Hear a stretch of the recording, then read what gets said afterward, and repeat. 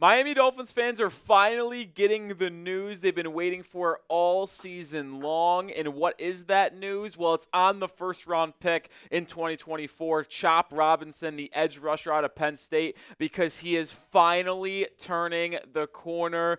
It was rough. A lot of people were down on Chop Robinson, me included. I was very negative on the young man from Penn State, but over the past couple of weeks, he has displayed why he was a first round selection from Chris Grier at that 21st overall pick, and this could not be more important for this Miami Dolphins defense. Even though they are 2-6, they still want to go out there and win football games every Sunday or Monday in this week's case, and Robinson starting to play better is massive because when you still have Bradley Chubb on the PUP list, Jalen Phillips is out for the year, you have had to rely on Emmanuel Ogbah, Chop, Bowser, Kamara, and Quentin Bell, and it's been one of the worst pass rushing units on the perimeter in the entire NFL, only totaling 10 sacks on the season, second fewest in the National Football League. But with Robinson starting to look better and the numbers starting to appear on the stat sheet, you can start to be excited about the future of this man out of Penn State. And if you are excited about Chop Robinson starting to play better and just want to show the rookie some love, hit that like button. If he stumbles across this video on YouTube, I do want him to know Dolphins fans have his back, so hit that thumbs up icon.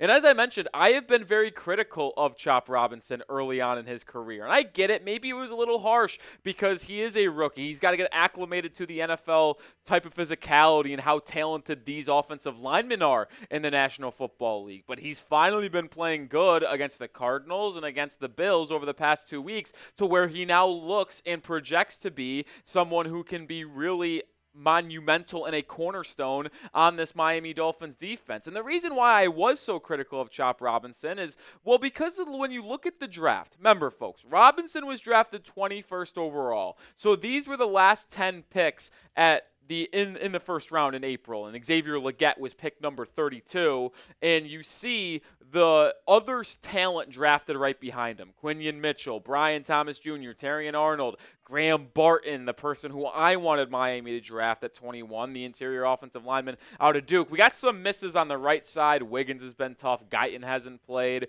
Worthy has been up and down. Darius Robinson hasn't even played for the Cardinals. He's returning from injury now. But when you looked at the last 10 picks in the first round of the draft, you could have been like, all right, there was some positions of need for Miami, whether it be wide receiver with Worthy and Brian Thomas Jr., cornerback potentially with Terrion Arnold and Nate Wiggins and some other guys there. It's like, well, did Chris Grier make a mistake? And I thought he did for the most part. And I was critical of the pick at the time. I gave it a C+ grade because I really wanted Graham Barton out of Duke because they needed interior offensive line help. But over the past 2 weeks, Chop Robinson has been great, and the offensive line for Miami has actually been the best group on this football team over the past month. Since week 5 against New England, they've been the best, and the numbers back it up. But when you look at Chop Robinson here, the numbers are staggering. The first 6 games of his career, the numbers aren't great. Only 8 pressures, only 7 QB hurries, 1 quarterback hit. He never brought the quarterback down, and his pass rush grade was just in the low 60s. But over the past 2 games against Arizona and Buffalo, 6 pressures, almost as much as the first 6 games combined, 3 in each of those games. He sacked Josh Allen late in the fourth quarter. He's getting to the quarterback, making them speed up their process. It has been night and day with Chop Robinson over how he has played and really elevated his game in the past 2 weeks. And with the numbers that I just showed and you watching on the TV every single Sunday, do you think Chop Robinson is turning the corner for the Miami Dolphins? I think it's pretty clear. Type Y for yes or type N for no.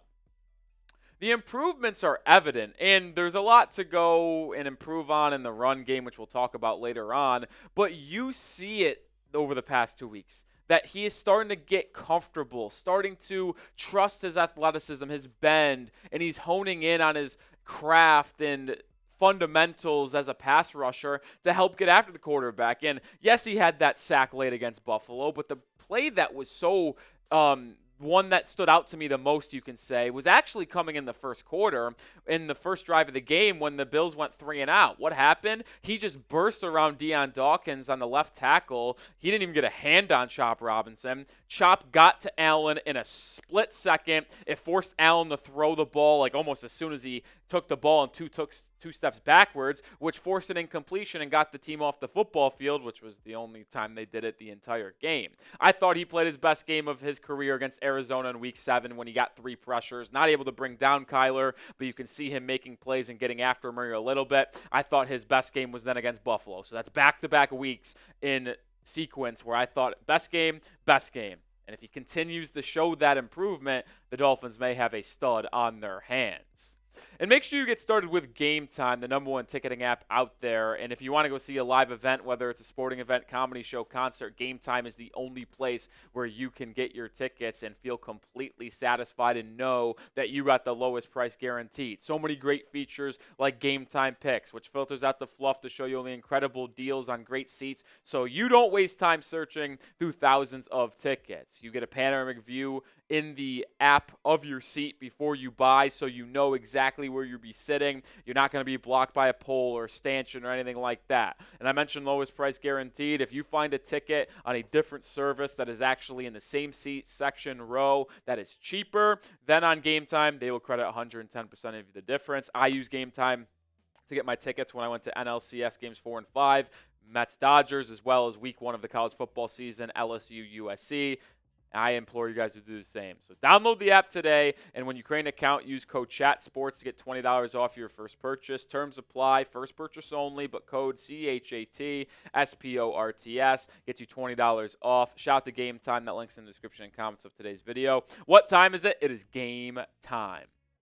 And I do want to revisit these numbers against Buffalo because I said it's his best game as a pass rusher, and I think the numbers back it up. The most pressures he's ever had in one singular game is 3, and that's come in back-to-back weeks, 3 against Arizona, 3 against Buffalo. But this time, he actually brought down the quarterback. He got Josh Allen on a sack in that fourth quarter, that late game-winning drive that Buffalo had. Unfortunately, the sack was kind of wiped away, and the happiness the fans felt with Robinson finally getting his first sack as a professional went away quickly because, well, on 3rd and 14, what did Chop Robinson do? He jumped off sides, which allowed Josh Allen to have 3rd and 9, and then we know what happened with the deep ball to Keon Coleman, the roughing the receiver, and then they kick a 61-yard field goal to win the game.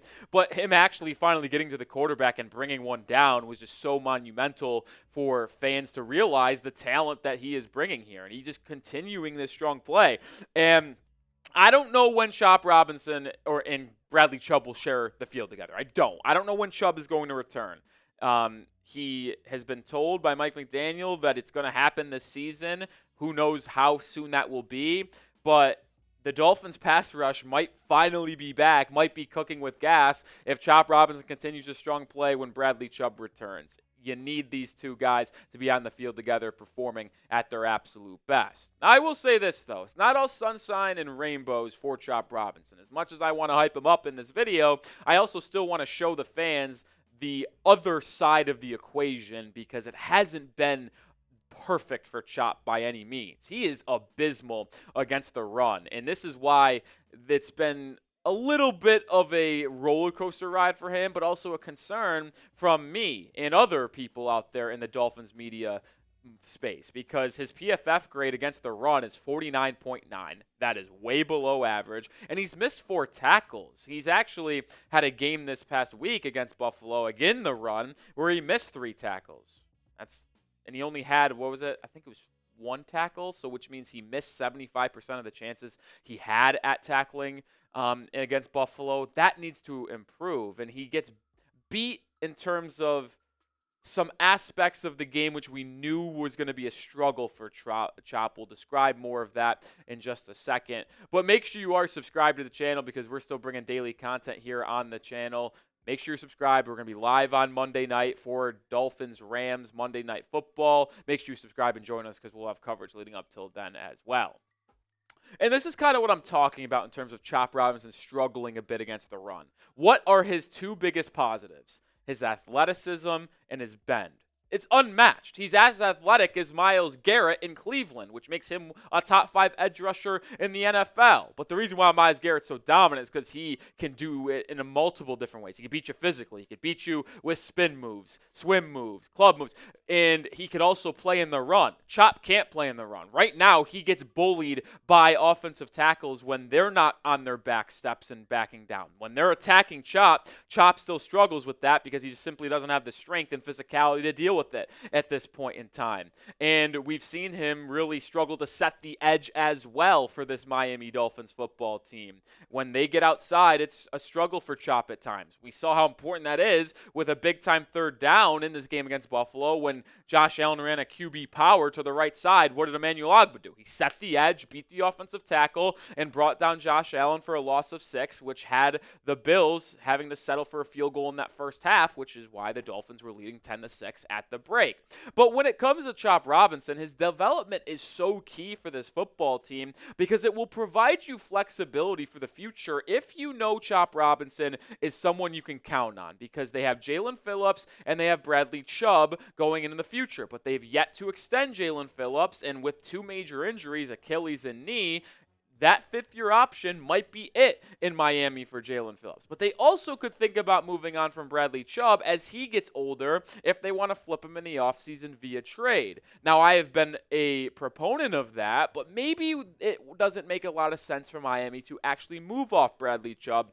And most of it is because it's financials. Well, Barry Jackson had this note on Bradley Chubb in his financials saying that none of his $19.4 million 2025 salary is guaranteed, but his $29.3 million cap number for 25 drops only to $27.4 million if he's cut or traded before June 1st. It's $9.1 million in dead money if they cut him after June 1st, but the Dolphins obviously would not be able to use any of that cap space created when you sign free agents traditionally in March. So yes, you get a lot of relief potentially from getting rid of Bradley Chubb post June 1st, but why would they get rid of someone like that if they can't really use the cap space to sign the free agents? Which makes this Dolphins edge group interesting going in the next season because you have Jalen Phillips returning from a serious injury for the 2nd straight year. And like I mentioned, he's not under contract for the long term with this football team. And Bradley Chubb's contract situation is interesting as he gets closer